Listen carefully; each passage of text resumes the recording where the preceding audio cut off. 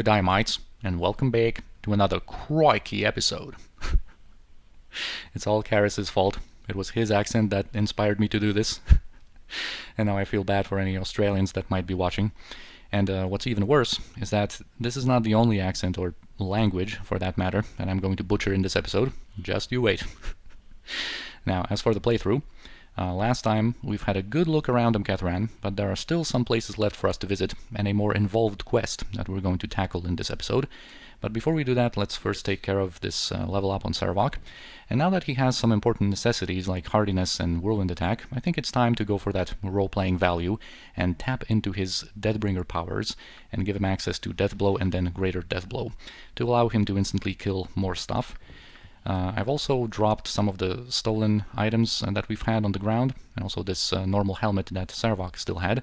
And in one of our ammo belts, we've had still these unidentified darts from way, way back. I think we've obtained them in the guarded compound in Athkatla in Chapter 3, but never had the lore to identify them, and I never used a spell on that.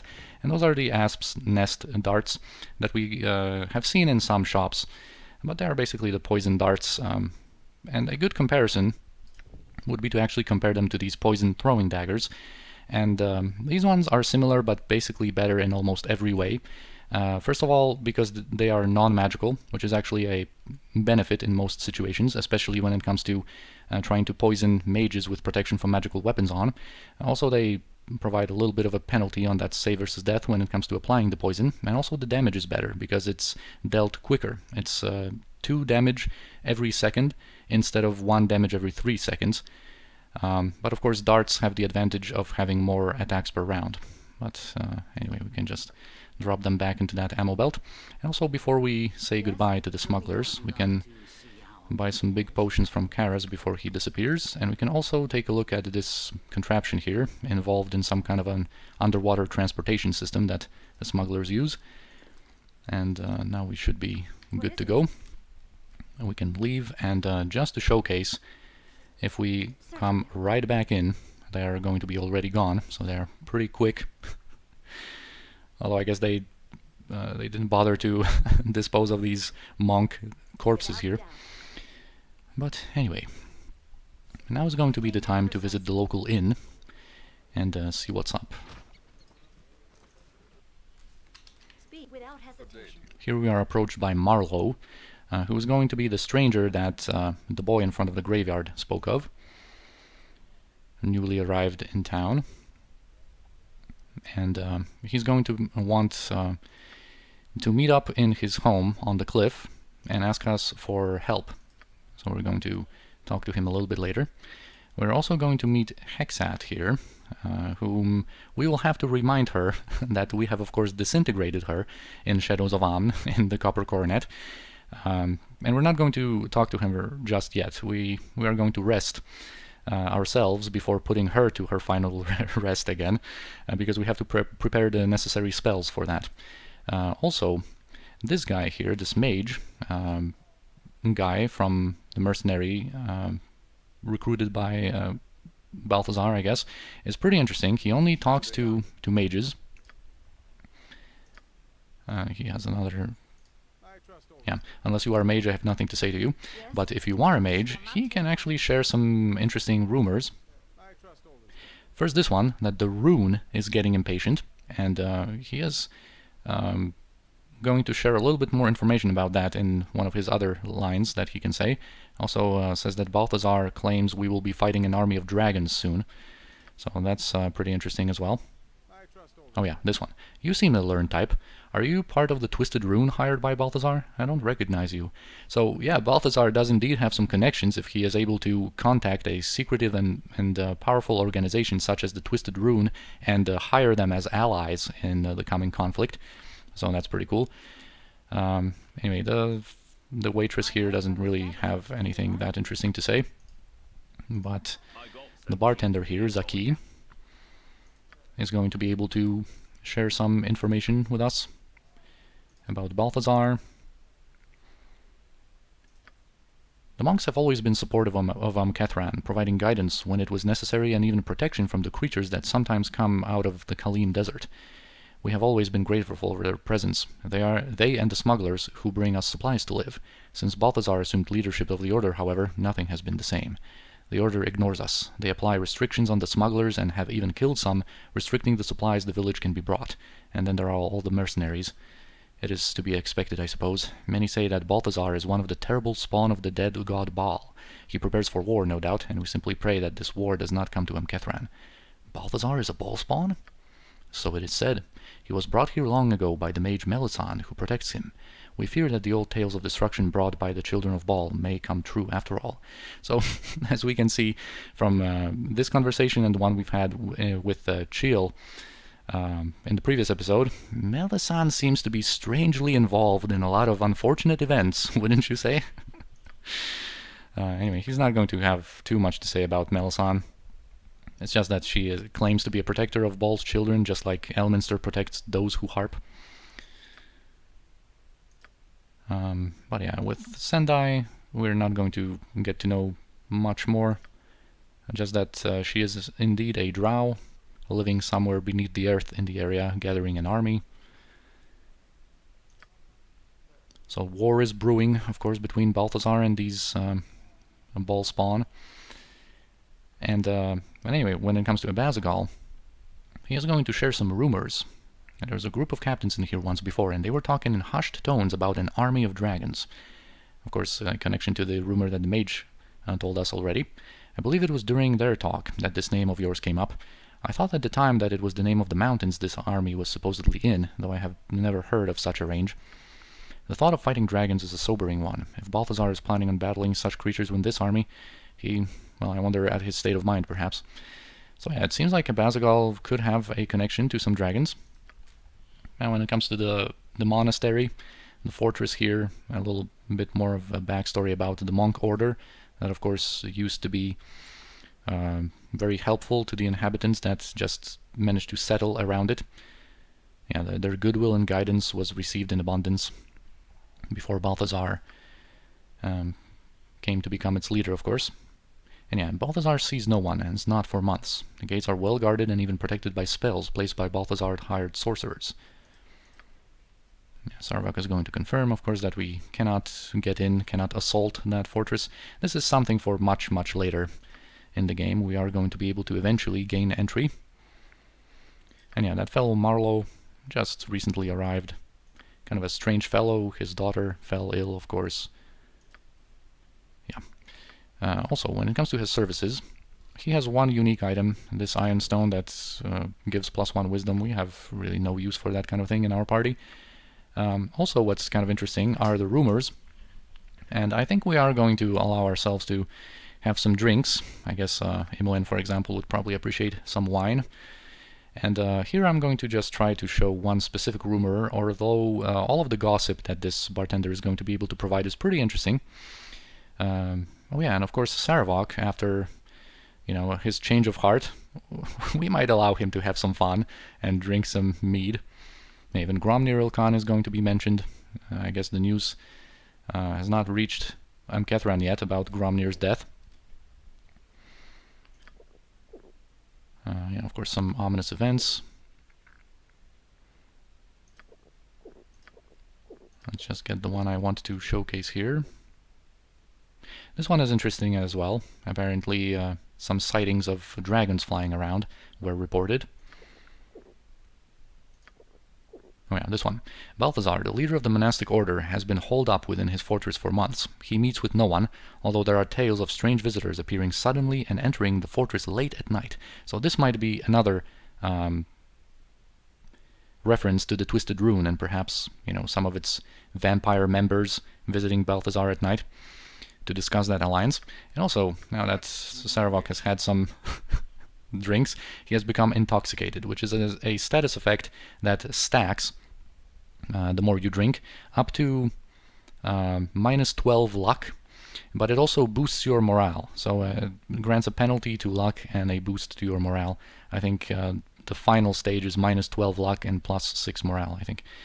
But anyway, we can get rid of that by a couple of means. First of all, resting to sober up is going to work, but also such a simple spell as slow poison is going to cure that as well.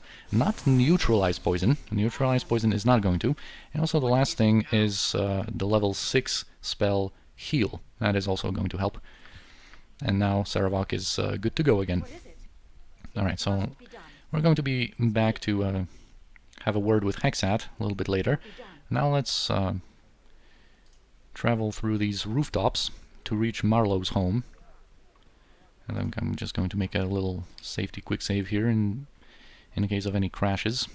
I've sometimes experienced those while traveling on the rooftops for some reason. Yeah, here if we try to take something from these containers, there's basically nothing in them anyway, but these people are going to call us thieves and we are going to lose 1 reputation, although no guards are going to be called. And here, when traveling on these rooftops, we can also visit this other building. And here we are going to meet none other than our old buddy from Saradush, Lazarus Libraris. So, yeah, we can access his shop again. And we can ask about his story, about how he actually managed to escape the siege and the destruction of the city. Yeah, he apparently used some of his own stock to get away. The army was so busy looking for Ballspawn to kill that nobody noticed one invisible merchant creeping out the gates. And that's all behind me now, and I'm making a fresh start here in Amkethran. And he's going to have the exact same stock we left him with, so he doesn't have that many scrolls left. And also, there's this machinery here, and another guy, Carrick the Smith, who's going to try to be a little secretive about his research, about his work. Yeah, my work with machinery is of renown only amongst gnomes of a similar technological bent.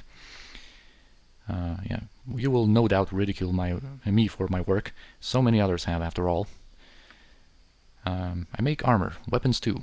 Powerful armor and weapons. It's a process I've been honing for years and years, searching for a way to tap into the power of well, no, I can't go on having folks laughing at me. I can't bear it. Well, just a couple of lines ago he said that he's used to it, but I guess not quite. Just go away, you. I'm sure you have lots of adventures to be on about. Don't mind me. But if we ask more and ask about the materials he needs, he says that he needs something very special, and he's going to actually look through our bags, and if we are in possession of any of the pantaloons in the game, he is going to say, "Ooh, what's this? Silver pantaloons, and a most fascinating specimen as well. Most remarkable. Most people just don't understand the special inherent magical qualities of a good pair of pantaloons. I commend you for your good taste, my lady. If you had, say, a trio of such specimens, specifically in the golden, silver, and the bronze varieties, well, I could make you an outfit which the gods themselves would fear. Laugh as you may, should you ever come across such objects, well, do come and see me again."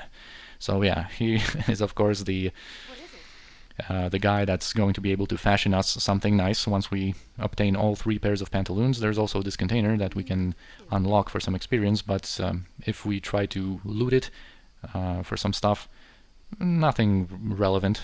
They are going to go hostile, and Lazarus Libraris would show us that he is actually a quite capable mage. Actually, let's first go into this building. Here we're going to meet a married couple, Fahid and Majira, and they are former adventurers that we won't have anything to discuss with, really. And if we try to, I think, loot this wall container, they are going to go hostile and attack. They are relevant much later in the game. There's also this kind of sundial on the cliff, looking pretty nice. But anyway, we are here to enter this home of Marlow, and engage in his quest.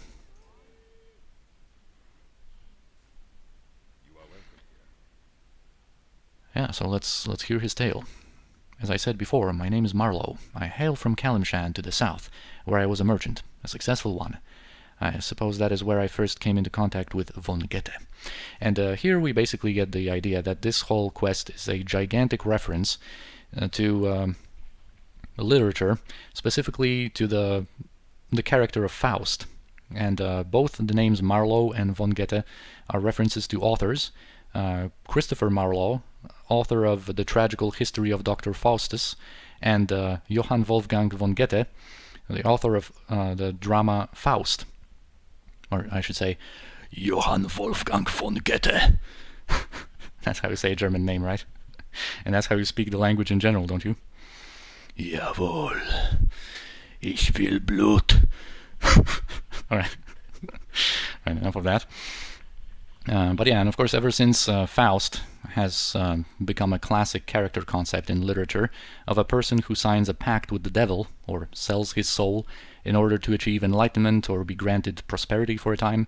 And this is indeed going to be the theme in this quest, although Marlow is not going to divulge too many details just yet.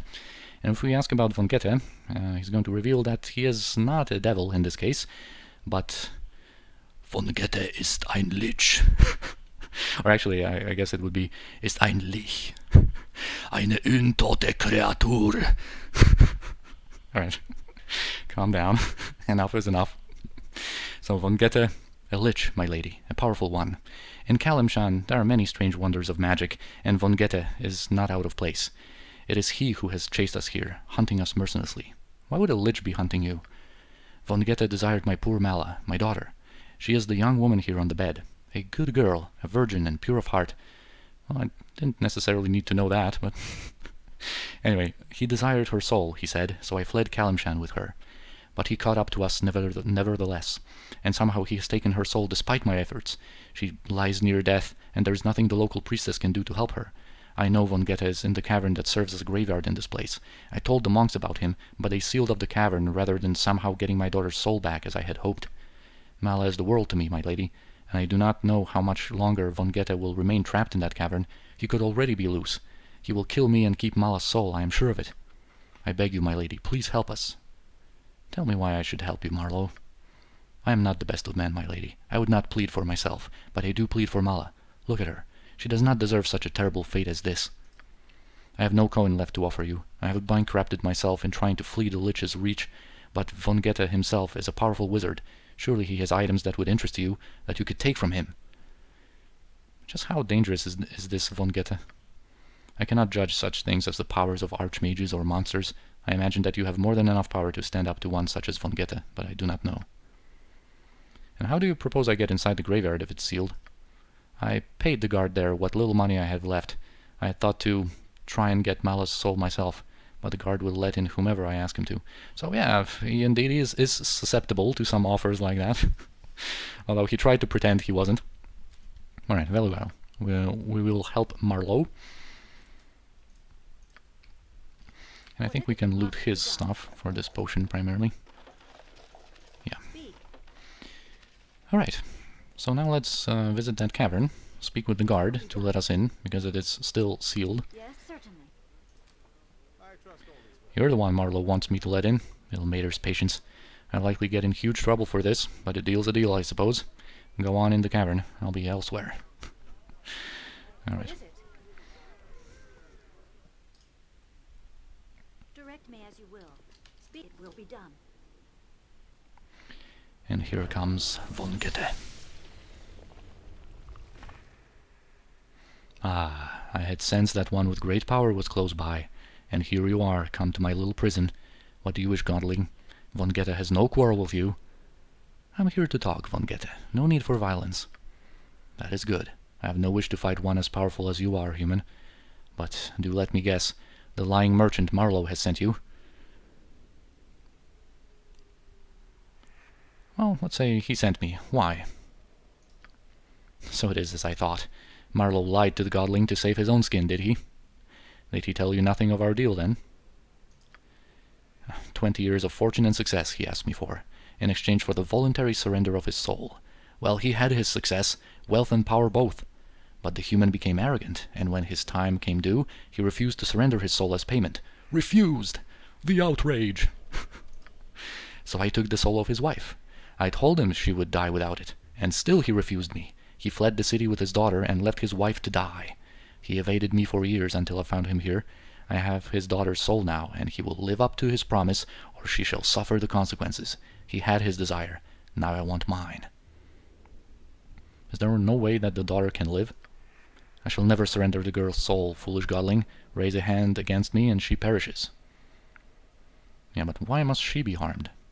For my purposes, I need a soul freely given and not stolen, and Marlow knew this. The girl's soul is stolen and useless to me. She need not perish, should Marlow do as he promised. He may throw others in the way of his fate, but I will hound him until I have what is rightfully mine. So, will you restore his daughter, then, if I bring him here? I would give the soul of the girl to you, godling, where Marlow brought before me. Restore her with it, or keep it for yourself. It is a valuable thing for many, a soul, yes? Alright, so we will come back with Marlow, then. Yes? And, yeah, we could fight him, and generally if you elect to fight him now or a little bit later, before he gives the gemstone in which Mala's soul is kept, then she is going to die. He is going to destroy it before the fight commences. So this is not going to lead, of course, to the best outcome. Certainly. And here actually, before we enter Marlow's home, we are going to be What is it? in need of some pre-buffs. So let's just dispense the usual stuff. We're going to need Remove Fear, and I'm actually going to give Death Wards to everyone else now. Just to be extra safe, there are going to be some Banshees that can basically not even cast, but perform a Wail of the Banshee that we can save against, but you know, just to be safe, we can just give Death Wards to everyone. And these Banshees are not going to be able to do much to us then. Okay, now let's just focus on our mages here. Especially Senashira, but we are going to keep Imwen safe as well. With some spell shields, with some mirror images. I think we're also going to haste everyone. And then we have some globes of invulnerability. Actually, yeah, Imwen is going to cast True Sight. That is the, divination spell that liches are supposed to be vulnerable, not true seeing, coming from divine casters. I guess we might also give Senashira protection from fire. Ready and willing.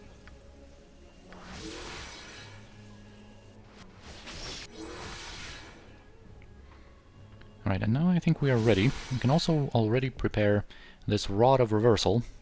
It's not exactly a wand, it doesn't instantly cast the spell, but it provides a kind of a, casting this Ruby Ray of Reversal from it, because it is going to involve actual casting that even Sarevok is going to be able to perform.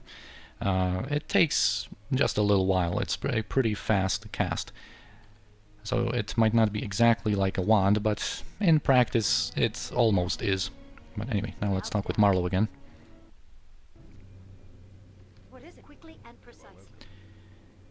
I have spoken to the Lich. He had some interesting things to say about you. I see. So what Vonnegut said was true? Yes. I'm not proud of what I've done. I didn't tell you the truth because I didn't think you would help me. My wife died because I was too frightened to pay the price of my deal. But I cannot let what happened to my wife happen to Mala. Everything I did it for her future. And now the fortune's all gone anyway, spent on hiding and running from Vonnegut. I would never forgive myself if Mala died. Perhaps it is best if I end this now. Please, my lady, let us go to Vonnegut now and have this done with. Alright. Let's see what happens now, then.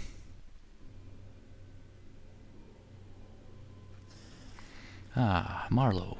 We meet again at long last. And is it time, then, for you to give me that which I am due, Marlow? Freely and of your own volition? Yes, I suppose it is. I have lost everything you have given me now. I do not wish my daughter to pay for my mistake as well. I could not live with that. She will be restored then. I shall give the vessel with her soul to the godling, fool. What she does with it is her business. And of course he's going to want us to restore Mala, and of course we will do so. I am ready, Vonnegut. Most excellent. As I live up to my bargains, here is the mortal girl's soul, godling. Take it and be gone. Now for what is long overdue, Marlow. And we have already the soul of Mala, and now, even though Marlow does not deserve it, we are going to save him. We can now step in and intervene before the Lich performs his ritual. I guess if you are a lawful character, or if you just feel that's more justified, I guess, you can let him take Marlow's soul, and after that fight him, or just let him go and then Vonnegut is just going to teleport out, having what he wanted. But yeah, we're not going to allow Vonnegut to do more harm. You dare! This is a legitimate transaction, one he agreed to. Legitimate? Bargaining with souls? Don't make me laugh. Hiss! Then you shall die. Then you shall all die. Alright, so Marlow is going to run back, and we are going to reposition as well. I think Imoen can go back as well. We're going to have Jaheira and Animan on the eastern flank, and then we're going to have Senashira and Kiranai in the west, I think. Yeah, the Lich is going to summon some buddies, but they are not that that big of a deal. He is going to have some skeleton warriors, some skeleton archers around him, and also on the high ground to the north. And there are also these two banshees that can just use Wail of the Banshee. We're just going to get rid of them quickly. Although they won't be able to do much, since we are well protected against their tricks. But, you know, before Vonnegut gets his pre-buffs and before we can dispel his pre-buffs, we can, in the meantime, just kill some of his buddies here. When it comes to Vonnegut, he is a level 30 Lich, immune to turn undead, and his casting speed is increased by 2. He also has 50 magic resistance, which is not going to matter, and 120 HP. And basically here in this encounter we're kind of going to go back to the basics, I guess, and have a classic Lich fight with no fanciful tricks. Well, aside from our Rod of Reversal that we are likely going to use. But yeah, let's see how this develops. Let's allow Vonnegut to get all of his stuff. Right, so he has immunity to divination. We are going to have to get in with Kiranai then, and use her Detect Illusion.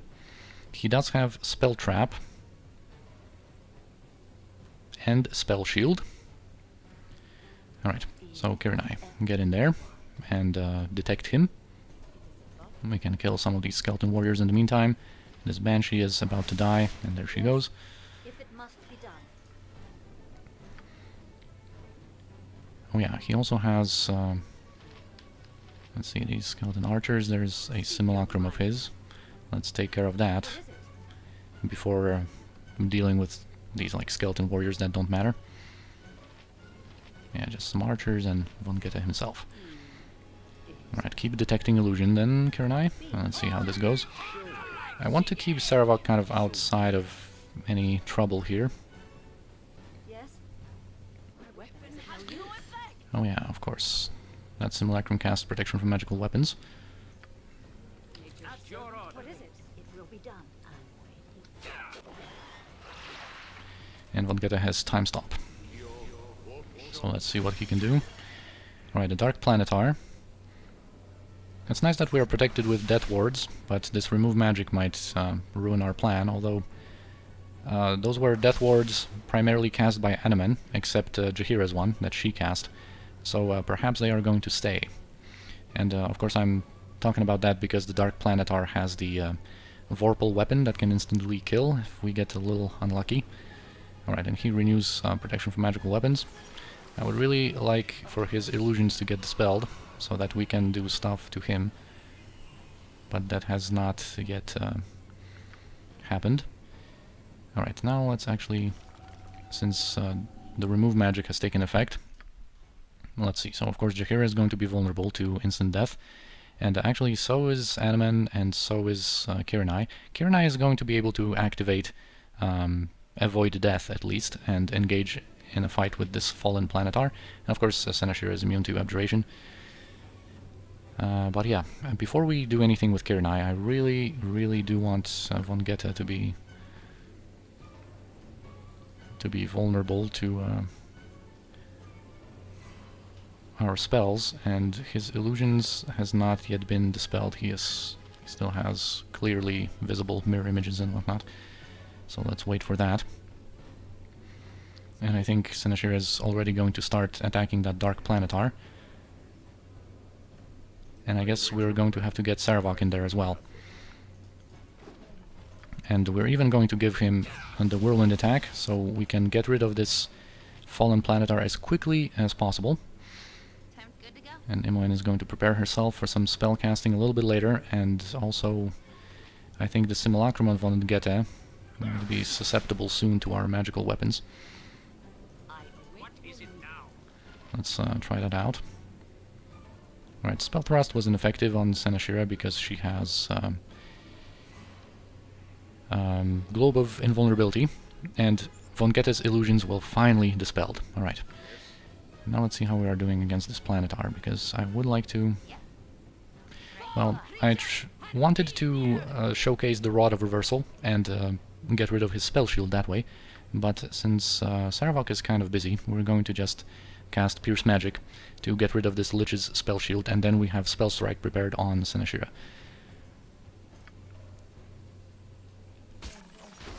Let's just look at what's going on here. Alright, the Planetar just cast Globe of Blades, that's fine. And I just want to see the Simulacrum of Vonnegut, if we are able to damage it or not. I think our melee combatants in this traffic jam have not been able to really get to Vonnegut that much. To his Simulacrum, that is. Alright, we are able to deal damage to him. I'm not going to use, by the way, any turn undead here, just to not kind of trivialize these additional monsters, although they are, of course, pretty inconsequential as they are. Alright, the Planetar is dead. That's very nice. Let's keep Saravok a little bit out of it, I think, in case we need his Rod of Reversal. And Senashira also is going to get some distance. And I think she is going to start casting that Spell Strike already, to get rid of the Lich's Spell Trap and all of his other magical stuff. Alright, his Spell Shield is now gone. Jaheira needs a little bit of a heal. This Simulacrum of Vonnegut, I guess, activated Stone Skin. And Vonnegut himself cast Wish, so we're going to see what he's going to get from that. But I think he shouldn't be too long for this world. Let's see what he says to the genie. Oh, time is now your ally, my master. Alright, so he's going to have the double duration time stop. With improved alacrity. Actually, as you can see, he has Aura Cleanse, so he's going to be able to spam a lot of spells. So far, this is not really relevant what he's doing, aside from this comet that we are going to have to prepare our guys here for. We're going to have to equip some fire resistance. Right, remove magic and slow is cast on Saravok. Okay, Ruby Ray of Reversal is going to take care of Senashira's spell shield. So she is still safe. Right, a Summon Fiend coming from him, and a protection from magical weapons. Alright, cool. Now, when it comes to what we are doing here, let me just see if we were able to unleash our Spell Strike. Alright, we were able to. So now, all we need to do is unleash a Breach from Imoen onto Vonnegut, and he should be vulnerable.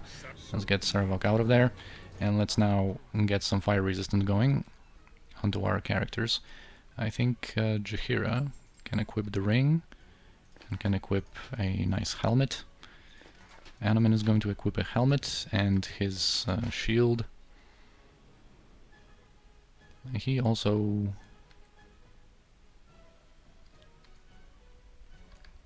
could probably quickly cast an Armor of Faith here.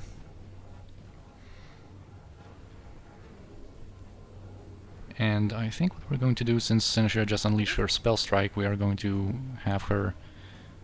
since she has protection from fire, we're going to have her help against the Simulacrum of Vonnegut, cutting through his stone skins and whatnot, and we're just going to get Kernauta out of there. Right, we did get damage because Jaheira moved into a very bad spot. But Kiranai, I think we have, yeah, this ring of fire resistance on her, so this wasn't too bad, but I planned things to work out a little bit differently there. Anyway, we are somewhat safe. Of course, in this whole crowd, let me just see if we can spot the Simulacrum of Vonnegut. Yeah, Sir Anomen's spell failed, but it wasn't a big deal. Yeah, Vonneget's spell protections from our spell strike were dispelled, and now we're just kind of waiting for that blindness. And since Kirina is blinded, we're just going to switch her weapons to melee ones. And I think, you know what? I just need to kind of look closer here. Vonnegut is here. Alright, let's just try and get to him. Also, we would like to cast a little Remove Fear, because since our Remove Fear was dispelled by Vonneget's Remove magic, we are susceptible to his Lich Fear that just keeps ticking. But we do have a nice source of that from Senashira, and she might be able to unleash it very quickly. Although, of course, since our Boots of Speed are in effect as well, we might not be so successful with it. And she's not able to cast just yet. She's going to do that in a second. Okay, now Saravak is going to be free to do some stuff. Alright, the breach has been unleashed. Now we are going to just direct everyone, absolutely everyone, to take care of the proper Vonnegut. Let me just see if his simulacrum was defeated or not. Not yet. Of course, this teleport field is not going to help things, but we are able to reach him. Yeah, there are some of these archers up there. We don't care about them. What is it? Let's just kind of unleash this resist fear here. Okay, we got control over Jaheira now. But not over Animan, because he was so far away. That doesn't matter. We also have... we don't have that on Imoen. I think we had that on Edwin. Anyway, doesn't matter. We don't need Animan that much. We just need to make sure to get rid of Vonnegut, and there he blows up. We also have this Cornagon, who is kind of annoying with his lightning bolts, but this doesn't really matter all that much. All we need to do now to get out of the danger zone is defeat the Simulacrum of Vonnegut.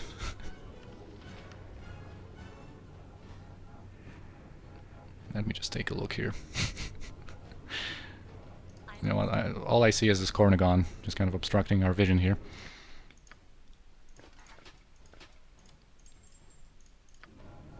So let's just take care of him, if we can. That's, of course, because of the teleport field, things got even messier.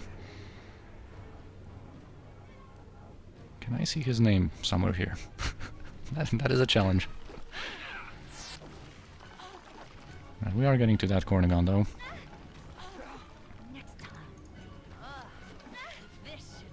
Look at all these skeletons. That's quite an army. Yes? What is it? I think the best course of action is going to just kind of get out of that teleport field. Yes? I am ready.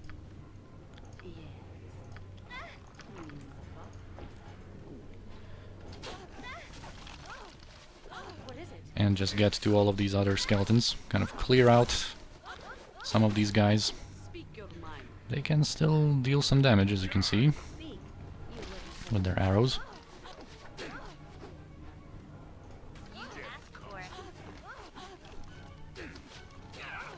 I don't think I've ever had this fight be this messy.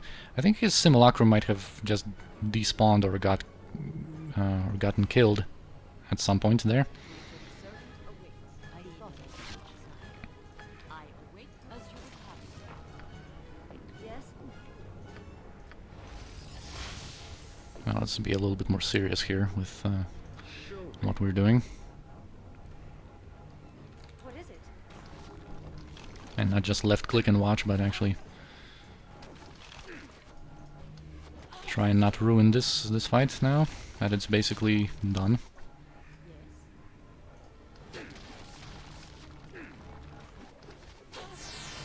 Speak.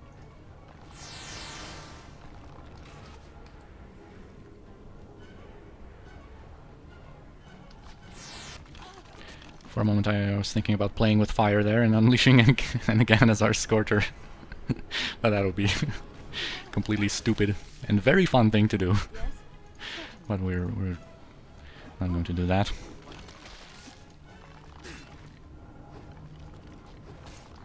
With all of these teleportations going around, of course. Alright, I think we are done. That was actually really fun how that turned out. What is it? This fight usually is pretty simple, Something else? All right. but Vonnegut You did bring out some time, no problem at all. Yes, without doubt. What is did bring some effort, I guess, and brought some spells there. it? Quickly and precisely. You saved me, Marlow. Now, after this fight is done, now we can have a little follow-up talk. I did, though you hardly deserve it. And what of Mala? You hold the receptacle for her soul. Will you not use it to restore her? And we could do this ourselves, or of course if Marlow dies, we can bring the gem to Mala and restore her. And it's actually an item, a usable item that I forgot to showcase in our inventory, and now we're going to lose it, but I'm going to show a screenshot of it. It's nothing that spectacular, but if you're not a good character, you can equip it and use it as an Iron Stone. But yeah, we're going to give it to him. Take it and restore your daughter, Marlow, and think carefully on what you have done. You are most gracious, my lord. Because I guess it was Saravok. Oh, that's very fitting for Saravok's new personality to shine here. You are most gracious, my lord. I thank you more than I can ever say. Alright, nice. So that's how this works out. Although we have not exactly finished the fight yet, because we still have these guys. And these ladders are a little slow to climb, but we're able to do that. And just bring some blunt weapons to deal with these remaining skeletons. Speak. Yes, if it must be done. Right, and that's all of them. Can kind of go down, and we are going to be able to bring Kirinai to disarm some traps for some experience there. There are also these usable contraptions here that we are going to tinker with in a little bit. I think because she is blind, she cannot detect these traps. But we're going to be able to do it with him one. Very well. This way then? And then Kirinai can disarm them, because if we disarm them with Kirinai, we're going to get a little bit more experience. Any of that? Nothing to it. Nature could find a home. And going into these doors, Something up? Good to go. oh, I disarmed that with M1. I did not want to. But going into these doors just brings us into all of these different exits, but I don't want to do that before disarming the traps. Yeah, gotcha. And I did that wrong again. 500 experience we have lost there. I don't want to go through these passages. We don't need to, and also Good to go. that would make us open the doors and activate the traps. Actually, M1 is not even needed here anymore. Alright, and I think that's it. So yeah, we can basically just get into... Oh, I guess even if the trap was disarmed, that happens. If the door is opened It is done. by the travel. And this one door is not going to be openable. This is something for much later in the game. Be it if you say so. Yeah, now going through these passages is nice, All right. is doable. What is it? It will be done. Anyway, Speak. Certainly. let's loot Vonnegut here. It is. I go. Imoen. Jahira. Don't be problematic. He has a pretty nice ring still. You might think that this ring of Anti-Venom that just grants immunity to poison is like... what is even this reward? At this point in the game, so late in the game, just immunity to poison from a ring. But this is actually a very nice ring. And I think I have talked about the differences between the different, I guess, means of being protected against poison. And there are two different types. When it comes to the green scrolls of protection from poison, and most gear such as this amulet, for example, that grants us immunity to poison, they make us immune to the poisoned status effect, through which most poisons then deal damage. But when it comes to poison damage coming from Cloud Kill, for example, that deals the poison damage directly, or a poison weapon, poison damage that would come from a weapon, for example, like one of the heads of the Flail of Ages that we're going to be able to attach to it later on, that wouldn't do anything, because that poison damage is dealt directly. But two sources, Ring of Gax and this Ring of Anti-Venom, actually, instead of making us immune to the poison status effect, they provide us with 100 poison resistance, which is then going to successfully make us avoid damage from Cloud Kill, for example, that's delivered directly. So this is still a pretty useful ring in that regard. I'm just going to stash it here. So let's just cure that blindness, because it's kind of annoying me. Should have done that before. As you can see, I'm a little bit out of it. Again, it's pretty late. And I'm just trying to get an episode out. I can hold no more. That item has been dropped. But yeah, we could have done some of these minor things here a little bit more effectively, like disarming those traps, for example. Oh, Pierce Magic. You know, I'm just going to leave most of this stuff, just see if there's anything useful. There isn't. Now when it comes to these guys here, probably not as well. Alright. Now, before we end this episode and basically leave this area for good, there's not going to be any reason to come back here.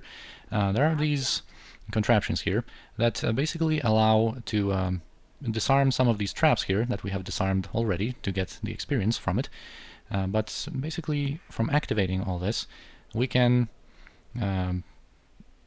disarm or unleash an effect that disarms some traps up there and also summons some creatures. And we're just going to do all 4 of them to get some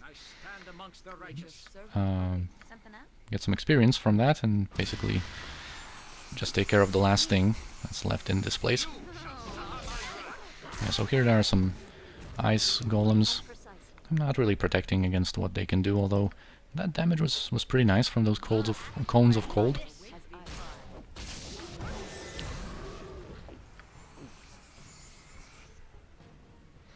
Yeah, that scalding steam is kind of a unique thing that they are able to unleash. I usually kill them quick enough so that they can't even do that, but I guess I think in most cases how this works out for me is that I still have haste active from my fight with Vonnegut, which is much less complicated. And just with haste active, I just take care of all of these elementals. Now this one, you know, is covered with some flaming shapes. They're a little tricky to activate sometimes. But yeah, here we're going to have some fire elementals.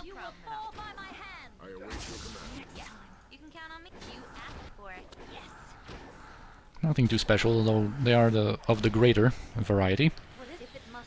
I think now we're going to do the air ones. Slight shock as we approach. I think actually we're going to get these characters here without the death wards out of here, because I think these greater air elementals, it's very rare for that to work, but they're like whirlwind special attack, I think can instantly kill. They're not really using that yet. Yeah, air elemental whirlwind, I think that carries a chance to instantly kill, but I think it only works on low level creatures, but just not to have anything stupid happen here. We can now bring all of our characters into the fight.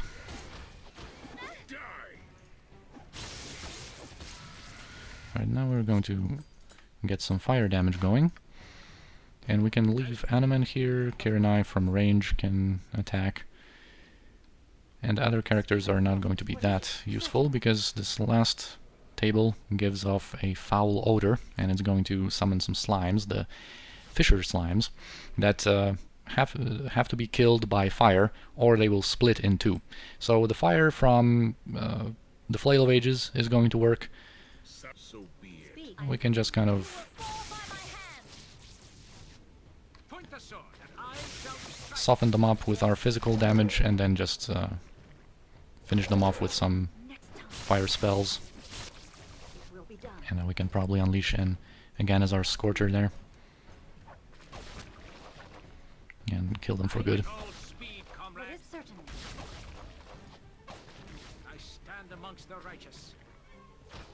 And boom. So this one of course doesn't grant too much experience, but we are now completely done with the whole area. And we are going to be done with this episode. I hope you enjoyed our fights here, especially the messy one with Vonnegut.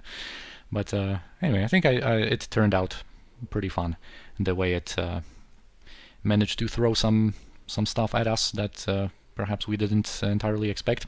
But anyway, as always, I thank you for watching. I hope you enjoyed this episode, and I'll see you in the next one.